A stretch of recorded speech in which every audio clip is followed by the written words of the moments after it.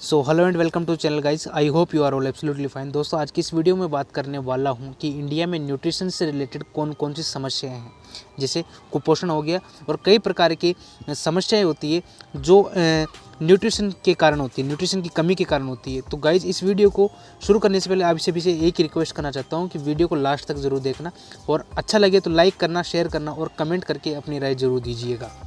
तो गाइज़ इस वीडियो में आपको पेट पूजा और पोषण के बीच में डिफरेंस करके दिखाऊंगा कि हम जो खाना भर भर के खाते हैं हमारी थालियों में, इंडियन डाइट में ज़्यादातर थालियाँ होती है जो कि भरी हुई होती है और उनमें न्यूट्रिशंस कितने होते हैं, इस बीच में आपको इन दोनों के बीच में मैं आपको अंतर करके दिखाऊंगा। तो guys national institute of nutrition ने एक रिपोर्ट निकाली थी जिसका नाम था व्हाट इंडिया ईट्स।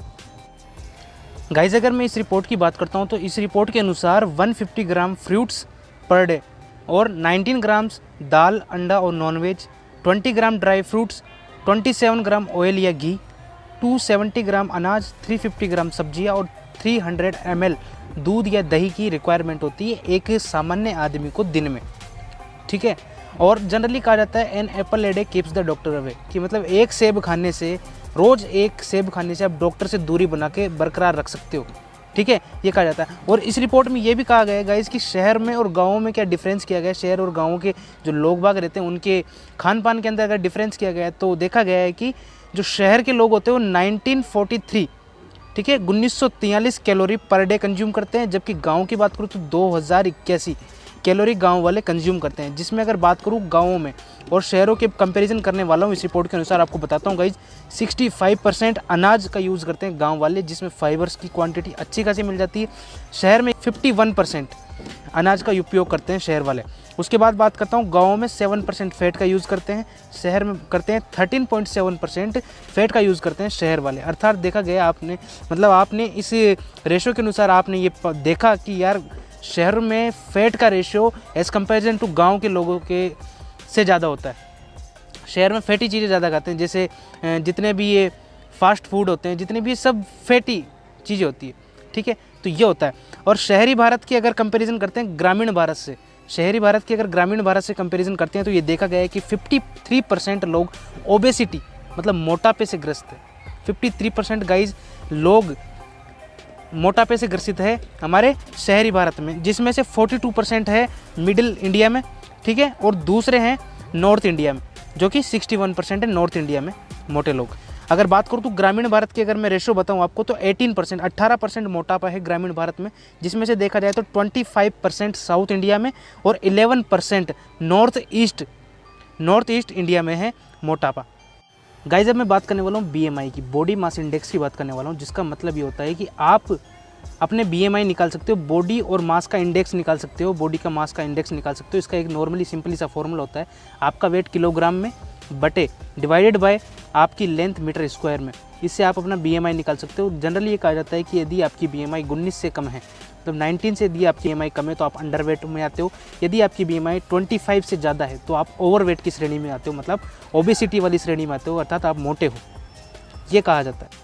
गाइस अब मैं इंडिया के खाने की बात करने वाला हूँ कि इंडिया में नॉर्मली जो फूड होता है उसमें कौन कौन से एलिमेंट ज़्यादा होते हैं, कौन कौन से न्यूट्रिएंट्स ज़्यादा होते हैं। जनरली हमारे 3 न्यूट्रिएंट्स होते हैं, मैक्रो न्यूट्रिएंट्स होते हैं 3, कार्बोहाइड्रेट, प्रोटीन एंड लिपिड्स। ठीक है, हमारे ज़्यादातर जो हमारा इंडियन फूड होता है उसमें होता है कार्बोहाइड्रेट। गाइस कार्बोहाइड्रेट क्या होता है? कार्बोहाइड्रेट यदि आप एक नॉर्मल क्वांटिटी में लेते हो तो वो आपके लिए बेनिफिशियल होता है, बट यदि आप उसको एक्सेस मात्रा में लेते हो तो क्या एज अ फैट के रूप में आपके शरीर में वो स्टोर होने लग जाता है। ठीक है, तो हमारे अगर इंडिया में देखा जाए तो चावल रोटी का उपयोग बहुत ज़्यादा किया जाता है, जिसमें केवल कार्बोहाइड्रेट मिलता है, हमको कार्ब्स मिलते हैं। और यदि आप देखोगे तो मतलब जितने भी मोटे लोग होते हो, यदि आप उनके फूड का वो निकालोगे, एनालिसिस करोगे, तो आपको उसमें कार्बोहाइड्रेट की मात्रा एज़ कम्पेरिजन टू नॉर्मल बंदे से, पतले बंदे से ज़्यादा मिलेगी उसमें कार्बोहाइड्रेट की मात्रा।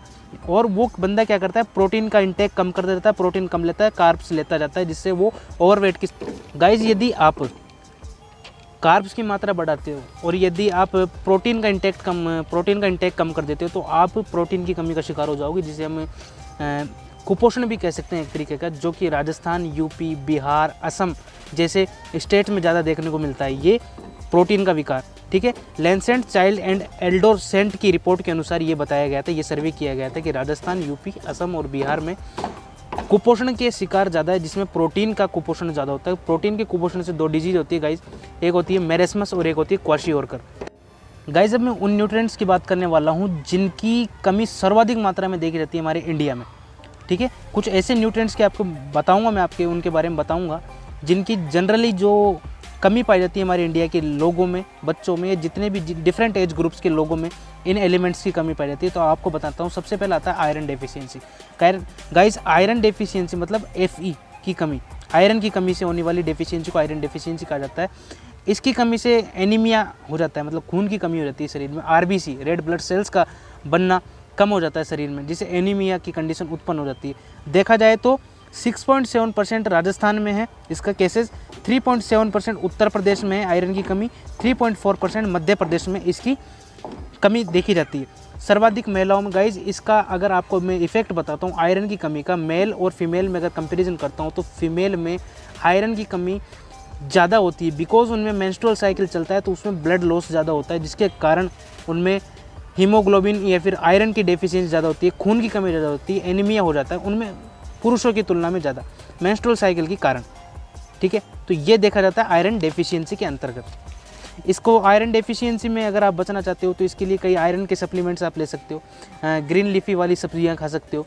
ठीक है, जितने भी पालक हो गए, ये जितनी भी चीज़ें हैं आप इन चीज़ों का यूज़ कीजिए जिससे आयरन डेफिशिएंसी से बचा जा सके। गाइस अब मैं सेकंड बात करने वाला हूँ आयोडीन की डेफिशिएंसी। आयोडीन की डेफिशिएंसी बहुत ही कॉमन है और ख़ासतौर पे ये होती है पहाड़ी इलाकों में, जहाँ की मिट्टी में और पानी में आयोडीन अनुपस्थित होता है, जिसके कारण वहाँ के बच्चों में आयोडीन की कमी रहती है। और आयोडीन एक ऐसा न्यूट्रिएंट होता है जो आपके बच्चे की मेंटल हेल्थ के विकास के लिए बहुत ज़्यादा उपयोगी साबित होता है। ठीक है, अगर आयोडीन की डेफिशिएंसी हो जाएगी आपके बच्चे में तो उसकी मेंटल हेल्थ और ग्रोथ दोनों प्रभावित होगी।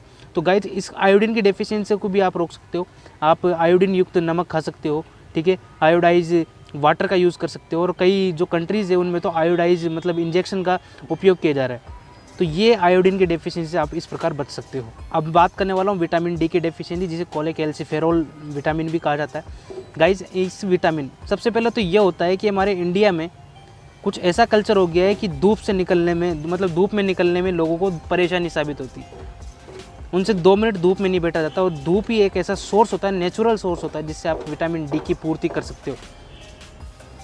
ठीक है, तो गाइज धूप में बैठना शुरू कीजिए। ऐसा नहीं है कि काले हो जाएंगे यार, जो हो आप वैसे ही रहोगे, बट ये अगर धूप में प्रॉपर तरीके से बैठोगे, आधे 1 घंटे आप मेडिटेशन करोगे धूप में बैठ के, तो आपको क्या है विटामिन डी की पूर्ति हो जाएगी आपके शरीर में। और ये भी बहुत ज़्यादा देखा जाता है, ये इसकी भी बहुत ज़्यादा कमी हमारे देश में देखी जाती है, क्योंकि लोग बाग जहाँ पर भी जाते हैं दुपट्टा ग्लव्स पहन के जाते हैं। भाई थोड़ा बहुत धूप भी खाया करो जो आपकी सेहत के लिए अच्छा हो और विटामिन डी की कमी को पूरा कर सके।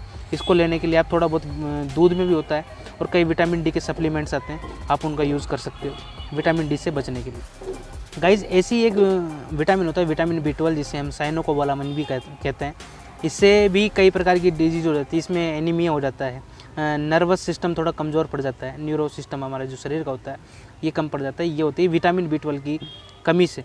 तो इसकी भी पूर्ति विटामिन B12 के सप्लीमेंट्स लेकर आप कर सकते हो। गाइस मैं बताने वाला हूँ विटामिन ए की कमी, विटामिन ए जिसे हम रेटिनॉल कहते हैं। ठीक है, बहुत ज़रूरी होता है हमारी आंखों की रोशनी के लिए ये विटामिन। ठीक है, यदि आपके शरीर में विटामिन ए की कमी रहती है तो आपको ज़ीरोफ्थेल्मिया हो जाता है, जिसे हम रंथोदी रोग कहते हैं या फिर नाइट ब्लाइंडनेस रोग कहा जाता है इसे। ठीक है, तो आप इससे बच सकते हो, कैरोटीन युक्त रिच फूड्स ले सकते हो। गाइस एक होता है मैग्नीशियम। मैग्नीशियम की कमी भी बहुत ही सामान्यतः देखी जाती है। इसके कारण आपके शरीर में ऑस्टियोपोरोसिस हो सकती है, हड्डियाँ कमज़ोर हो सकती है, आपकी मेंटल हेल्थ पर इफेक्ट पड़ता है इससे। ठीक है, आपकी बीपी बढ़ सकती है। ये एंटी इन्फ्लामेटरी गुण रखता है, जो कि अगर आपके शरीर में इसकी कमी होगी तो ये सब चीज़ें आपके शरीर में होने शुरू हो जाएगी। तो ये मैग्नीशियम सप्लीमेंट्स लेकर आप इन चीज़ों से बच सकते हैं। तो गाइज़ ये मैंने आपको बताए हैं कुछ एलिमेंट्स, और जो हमारे देश में जो न्यूट्रिशन से रिलेटेड जो भी समस्या है इनके बारे में मैंने आपको इस वीडियो में समझाया है। तो गाइज़ प्लीज़ संतुलित आहार बहुत ज़रूरी है। हम सब की बात कर रहा हूँ मैं, सब लोगों की, सब किसी ना किसी प्रकार के कुपोषण से ग्रसित है हमारे देश में। किसी भी व्यक्ति को उठा लीजिए आप, नॉर्मली किसी भी व्यक्ति को उठा के देख लीजिए, सब कुपोषण से ग्रसित है। ठीक है, कोई प्रोटीन ज़्यादा ले रहा है तो कोई कार्बोहाइड्रेट नहीं ले रहा, कोई कार्ब्स ज़्यादा ले रहा है, कोई प्रोटीन कम नहीं ले रहा। इम्बैलेंस डाइट है। जब तक संतुलित आहार नहीं मिलेगा तब तक इस चीज़ से लड़ा नहीं जा सकता। तो प्लीज़ एक रिक्वेस्ट करता हूँ गाइस संतुलित आहार कीजिए, बराबर क्वांटिटी में आप एलिमेंट्स को जोड़िए, हमारे फूड में बराबर मात्रा में न्यूट्रिएंट्स को जोड़िए, ताकि आप एक भरपूर और संतुलित आहार कर सकें, जिससे आपकी शारीरिक और मानसिक स्वास्थ्य दोनों बरकरार रहे। तो गाइज़ मिलते हैं नेक्स्ट वीडियो में, तब तक के लिए टेक केयर।